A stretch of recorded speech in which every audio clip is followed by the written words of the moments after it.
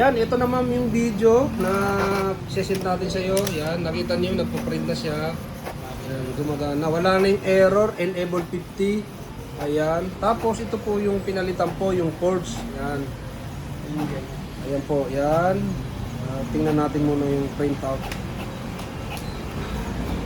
Ayan siya ma'am. Ayan, yung documents. Tapos ito naman yung kanyang nozzle. Ayan. Kompleto pa. Ngayon, ito ma'am yung gear mo. Okay pa naman ma'am. Medyo may basag lang. Ayan o, kung makikita niyo. Pero okay pa naman nagagamit. At least, nalaman natin yung problem. Ito yung ports. Okay na. Nagpo-print na. Ayan. Kaya pag ito binalik natin ulit, mag-e-error enable 50 ulit yan.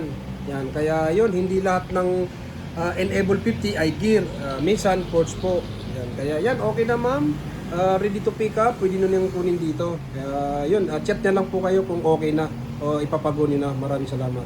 Para ma-assemble na natin ma'am. Ayun o. Nakabaklas pa ma'am ha. Ginagawa ngayon.